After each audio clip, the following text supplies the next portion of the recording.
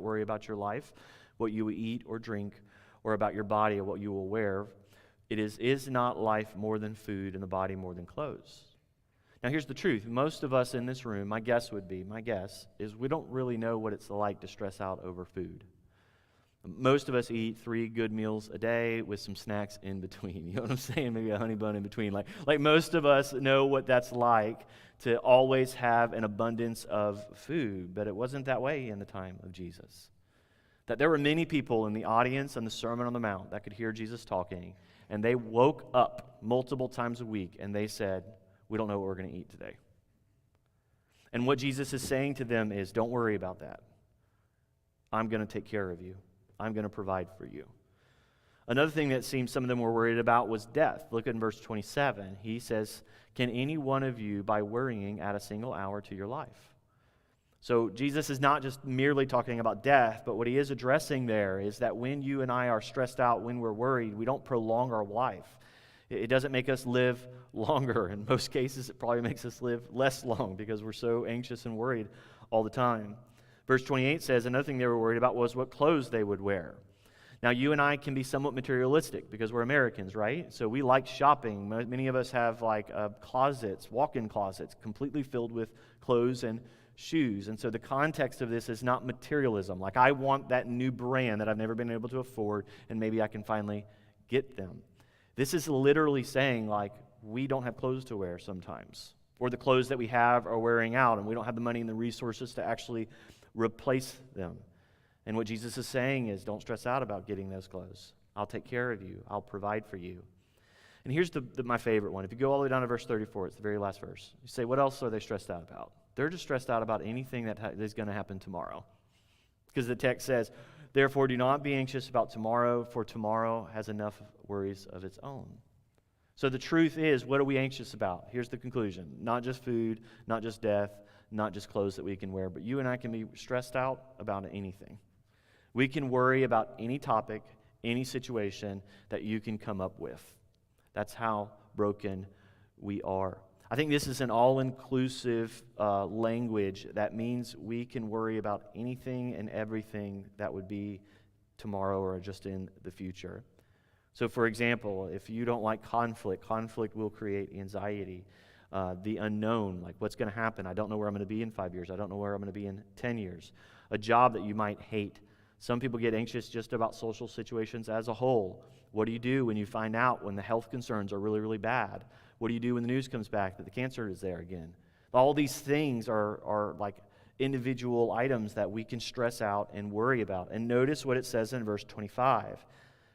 The text is clear. When it comes to anxiety for God's people, we should not be a part of it. He says, don't do it. Verse 25, do not worry. Verse 31, so do not worry. Verse 34, therefore do not worry. And I'm just glad that it's this easy and we can just say don't worry and then we don't worry anymore. But it's not that easy. But here's what we have to be careful about, okay? Jesus is very clear in this passage. Anxiety is not your friend. It's not my friend. It's not our ally, and it does not help us in any way, shape, or form. And as a matter of fact, when anxiety that is rooted in a lack of trust in God's provisions and goodness for our lives, when that's what anxiety is, because we don't trust God, that's never God's best for your life. And it should be avoided in every single situation, in every single context, regardless of how difficult it might be. And you may be sitting here saying, okay, Daniel, that's great, but I'm kind of this way as a parent. I don't want to just look at my kids and say, don't do that. Because for a little kid, it's more complicated in their heart than just saying, don't do that. You have to say, don't do that, and here's something that's better for you. So rather than yelling at your little sister because she's being a punk, why don't you help her and guide her and teach her to not be a little punk, right? Maybe y'all's little kids aren't punk, but in our world, sometimes the little one can be. And so the gist is, we don't want to just tell them not to do something, but we want to offer a direction to guide them and direct them. And Jesus does that inside of this text. Jesus does not just look at us and say, all right, don't be anxious, so go quit it. He gives us legitimate reasons why you and I should not be anxious. And they're profound when you wrestle with them. And I think the most important one in the text is the very first reason we're going to list. Here's number one. Ready? The reason you should not be anxious is because God cares about you. And the way he illustrates that inside of this text is he creates an argument in a literary way called from the lesser to the greater kind of argument. And he uses two illustrations. The first one is he talks about the birds of the air. Jesus encourages his listeners to look to the air and the trees and think about the life of the birds. Jesus says those birds, and this is my paraphrase of Jesus' words, they don't have the ability or the capacity to build a structure and build a bank to save up food for the future. They don't have the intelligence level to, create a worm farm and have an abundance of worms so that for generations they'll be set up. Birds don't do that. Guess what birds do? Birds wake up, and the Lord in his providence have put birds in a scientific ecosystem where everything's dependent on one another. And that ecosystem is designed by God and it's structured by God for the betterment of God's creation. And God takes a bird and he puts them in that ecosystem so that they'll flourish and survive inside of it. And what Jesus says is this. Jesus says, if I'm that good to the birds, are you not more valuable than them? Then he says, look to the lilies of the field. Now, we don't know exactly what the flower was, but it could have been a flower called anemone flower. I'm probably butchering that.